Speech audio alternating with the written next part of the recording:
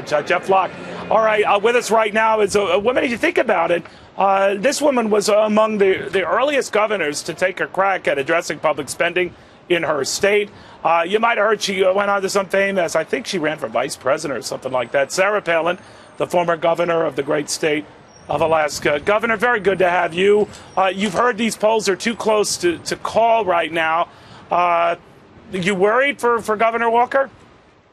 Governor Walker is not going to get recalled, nor will his Lieutenant Governor Clayfish. I believe that the good folks in Wisconsin understand that austerity is a good thing. This is a virtue that the governor is representing, as he's just letting the public know that they have the opportunity to live within their means, actually cut government spending, and see the private sector be able to create jobs. It's a good thing, and I believe Wisconsin voters will be embracing that.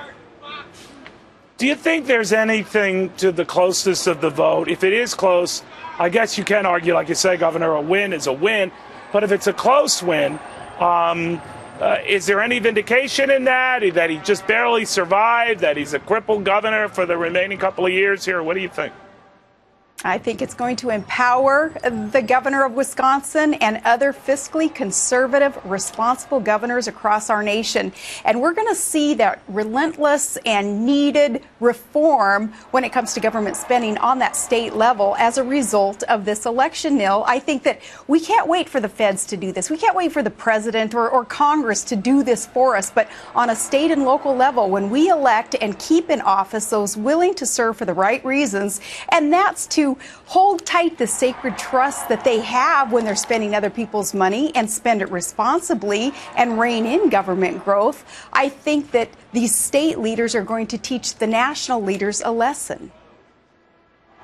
Do you think that a Walker victory here, whatever the margin, Governor, emboldens other governors of either party to take a crack at reining in these public costs, the pensions and the health care spending that's running amok? If you think about it, Andrew Cuomo is trying to do that in New York, and he might secretly want a result like this because it would embolden him to do just this same sort of thing. What do you think?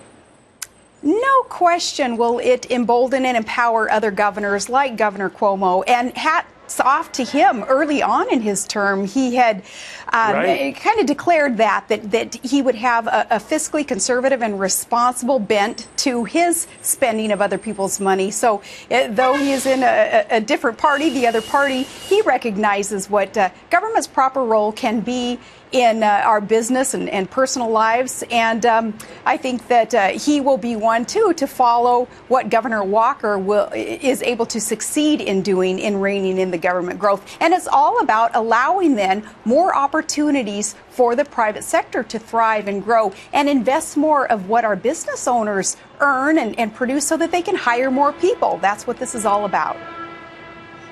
Well, it isn't going down well. Let's say the governor does eke out a victory here. Governor, we could show, you probably don't have access to a screen here to see what's going on, but the crowds are building here as anticipated, as protesters and those who promised they'd descend on Madison are doing just that. They're gathering around here. I'm a horrible judge of crowds, but it's bigger than it was. And yet, this might not be typical, despite all these people who are angry. A majority of Wisconsin voters might have, whether they're the silent majority, might have decided otherwise. What do you make of the dichotomy between those who are vocal and angry and make it known and those who are quiet and just vote?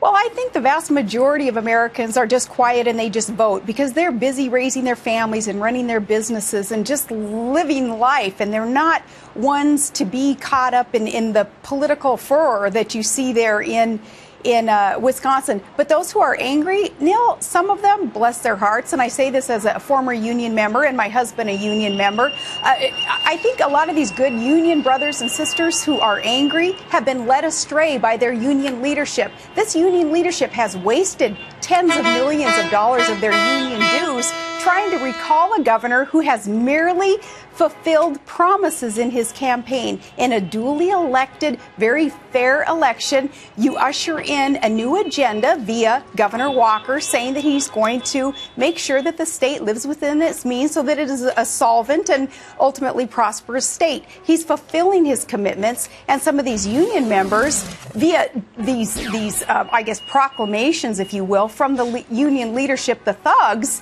telling them that they're getting screwed. Well, Neil, it's unfair to these good union brothers and sisters who I believe are being led astray, and they're manifesting that as being angry.